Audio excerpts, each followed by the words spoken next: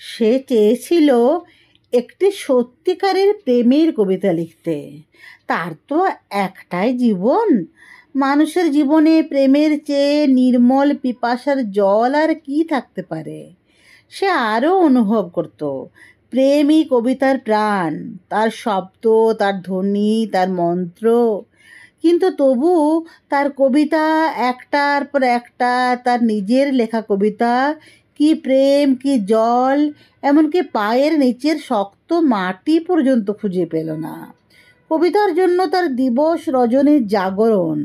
যা ছিল তার জীবনের কঠিনতম সত্য, প্রেম নয়, তাকে বারবার অপ্রেমের দারুণ আগুনে ছুড়ে দিয়ে বলতো, এখানেই তোর পরিশুদ্ধি।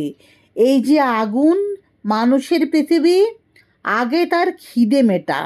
তোর সমস্ত কবিতা, তোদের সমস্ত কবিতা সে তার ক্ষুধার্ত জিভ দিয়ে চেটে খাবে। তুই মূর্খ। জীবনের পাঠ এখান থেকেই শুরু কর। দেখতে দেখতে তার কৈশোর গেল, যৌবন গেল। এখন তার মাথার চুল, সব চুল সাদা, হাতের 5 আঙুলে মাঘের শীত। মাঝে মধ্যে রাত দুপুরে ঘুমোতে না পারার যন্ত্রণায় সে চিৎকার করে উঠত, আমি একটি প্রেমের কবিতা লিখতে চাই, মাত্র একটি প্রেমের কবিতা। আর তখনই শোনা যেত তার মাথার ভিতর, তার বুকের মধ্যে সেই কঠিন তিরস্কার, বুড়ো হয়ে গেলি, এখনো স্বপ্ন দেখছিস? দেখ, ভালো করে চেয়ে দেখ, তোর চারদিকে এখন হলুদ হেমন্তের পৃথিবী। কিন্তু তারপর তারপর কি দেখছিস?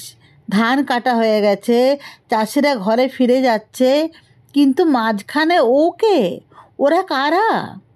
দেখতে দেখতে তার পাকা ধানের হলুদ পৃথিবী খুন খারাপে লাল, লাল থেকে আগুন, আবার আগুন, আগুন।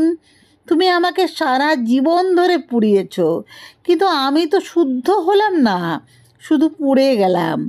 আমি সারা জীবন শুধু হাজার হাজার মানুষের দীর্ঘশ্বাস, তাদের সর্বনাশ আমার জটায় বেঁধে সরস্বতী নদীর জলে ঝাঁপ দিতে গেলাম।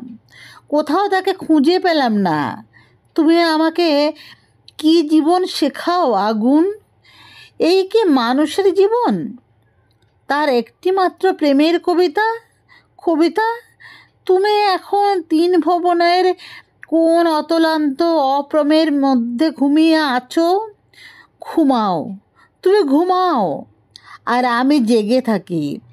আর এক আরম্ভের জন্য মৃত্যুর মুখোমুখি আমি জেগে থাকি।